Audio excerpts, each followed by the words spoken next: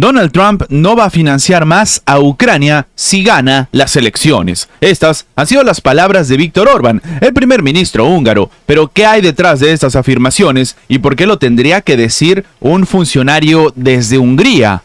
Vamos a comentarlo.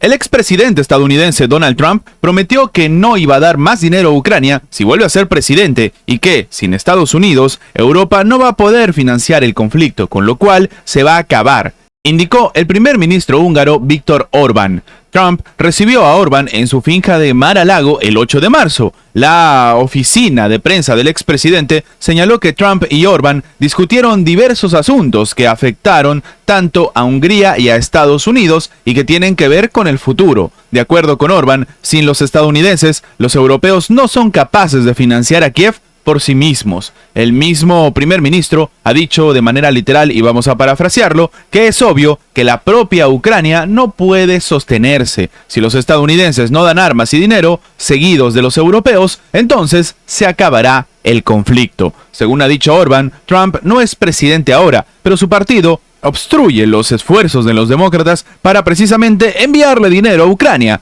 Trump ha asegurado que si vuelve no destinará ni un céntimo. Esto ha destacado el primer ministro húngaro en una entrevista con el canal de televisión M1. Ahora, lo que llama la atención es que realmente no surgieron conflictos abiertos. Es decir, sería mejor para el mundo que Trump volviera a la Casa Blanca porque no hubo conflictos en Oriente Medio y Ucrania durante su presidencia. O al menos, de nuevo, esto es lo que dice Viktor Orbán inmediatamente después de la reunión. Él comenta que el presidente Trump había sido respetado en todo el mundo y creó así las condiciones para una paz. Durante su presidencia hubo paz en Oriente Medio y también en Ucrania, y estuvieron de acuerdo en que va a haber paz cuando surjan líderes mundiales que quieran eso precisamente, la paz. Esto expresó Orbán en un mensaje de video publicado en sus redes sociales. Además, el premier ha agregado que está orgulloso de que Hungría esté entre los países que aspiran a la paz. Lo que llama la atención es también este escenario que se está viviendo dentro de la Alianza Atlántica. Es que previamente Trump había indicado que la voluntad del actual presidente de Estados Unidos, Joe Biden,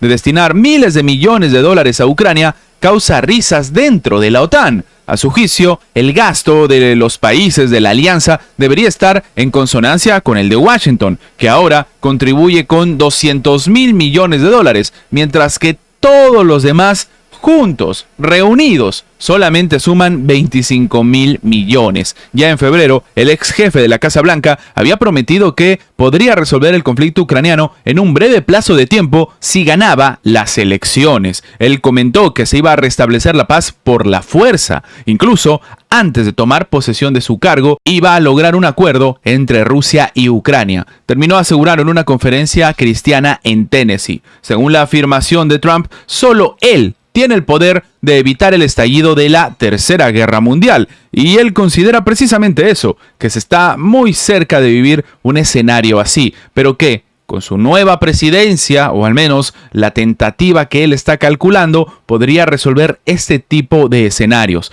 Y lo que llama la atención es que algunos políticos están volviendo a reunirse, a juntarse con él, como es el caso, como hemos comentado, de Viktor Orbán, el primer ministro húngaro, que como sabemos, tampoco es que se lleve muy bien o tenga buenas relaciones o sobre todo una agenda favorable a la administración de Volodymyr Zelensky.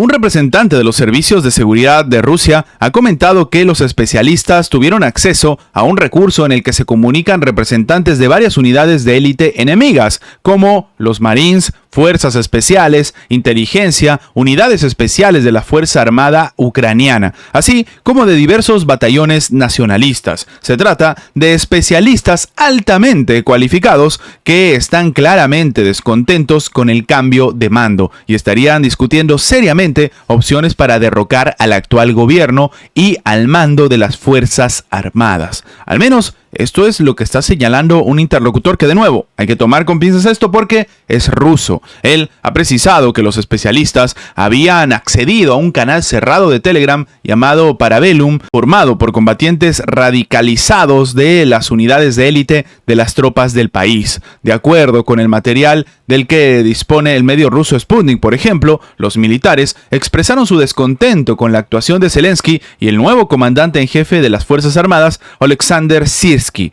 nombrado hace un mes en sustitución de Valery Zaluzhny, que, como hemos comentado en anteriores videos, era un líder que tenía bastante carisma, al menos en comparación al actual. Así, el comandante del grupo de reconocimiento de la brigada número 80 de asalto aerotransportada separada, Maxim Shechtov, con el apodo de Sima, llama a los miembros de Parabellum a que intenten tomar acciones contra la administración actual. De manera literal, lo que reza el mensaje de voz del propio Shechtov es que si las personas no se levantan para defender a Zaluzhny, si los militares no se levantan para defenderlo, entonces esta rata roncosa, haciendo alusión evidentemente a la voz de Zelensky, iba a torpedear a todo el mundo. Acabemos con esa rata verde, pongamos a Zaluzhny. De hecho, tenemos que reemplazar al otro y no a Zaluzhny. Esta rata siente que su popularidad está por los suelos y Zaluzhny tiene un rating más alto y está intentando torpedearle.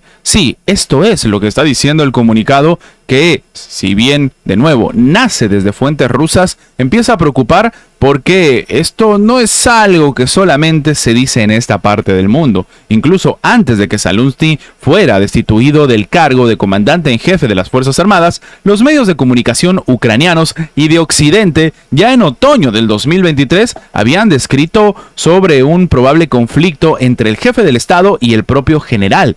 Para poner un ejemplo, debemos hablar de los periodistas de The Washington Post, quienes señalaron que el comandante militar podría suponer una amenaza para Zelensky si decide iniciar una carrera política. Además, según una encuesta del Centro de Investigación Social y de Marketing, el ex comandante en jefe ganaría las elecciones presidenciales si se celebraran en Ucrania en el 2024. Y lo que llamó la atención y Zelensky terminó ejecutando es el retraso de elecciones, porque evidentemente están en un proceso militar. Esto es algo obvio, pero para algunos sería una suerte de estrategia que va con dobles intenciones. Algunos expertos están considerando que esto podría terminar empujando a Zelensky a negociar o, en todo caso, a ver el escenario muy diferente al que se estaba planteando en estos últimos meses.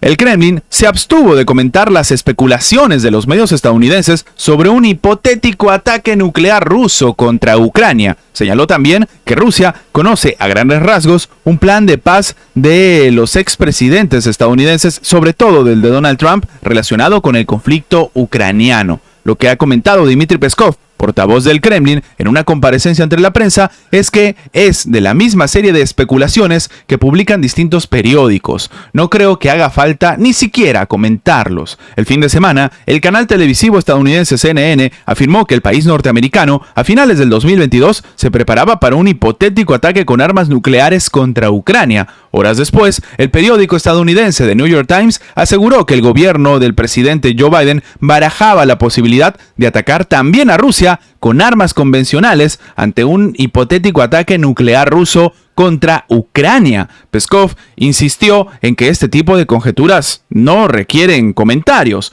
Desde Moscú declararon en reiteradas ocasiones que no veían necesidad de emplear armas nucleares en el contexto de la crisis ucraniana. Según la doctrina de defensa de Rusia, teóricamente se emplearían este tipo de arsenales en caso de una agresión con armas de destrucción masiva contra el país o contra sus aliados. Asimismo, Moscú, como hemos comentado, ha dicho que conoce a grandes rasgos cuál sería el plan de paz del expresidente estadounidense Donald Trump relacionado con Ucrania. Lo que ha dicho Peskov es que sí, están al tanto, pero no tienen nada que decir porque no se incluyen los detalles. No está claro de qué tipo de plan se trata y por eso no pueden decir nada al respecto. Sin embargo, las acusaciones de chantaje energético que ha empezado a lanzar también la presidente de Moldavia, Maya Sandu, contra Rusia son injustificadas, según ha agregado el portavoz. Y es que el propio Peskov también habló de este complicado escenario. La señora Sandu suele acusar a Rusia en un supuesto chantaje energético. Sin embargo, no se trata de chantaje, sino de cuestiones puramente comerciales. Por cierto, son acusaciones inconsistentes e injustificadas. ¿Qué es lo que ha sucedido? El 7 de marzo, Sandu había comentado que en una visita de trabajo a París, donde se reunió con el presidente de Francia, Emmanuel Macron, que en esta declaración que fue publicada al término del encuentro, la líder moldava acusó a Rusia de intentar perpetrar un golpe de Estado en Moldavia. También afirmó que Moscú intenta controlar a Moldavia mediante chantaje energético, apoyo a las protestas en el país, campañas de desinformación e intentonas golpistas. En su declaración, Sandu agradece a Macron por su apoyo al actual gobierno moldavo y la ayuda financiera y militar. Además, durante la visita de Sandu a París, las partes firmaron acuerdos sobre cooperación en defensa y en economía. Desde hace ya 2 años en Moldavia no cesan las protestas de la oposición que exigen la renuncia de la presidenta del país y la celebración de elecciones legislativas anticipadas. Los manifestantes acusan a las autoridades de la incapacidad de solucionar la crisis económica y de ser incapaces también de detener la caída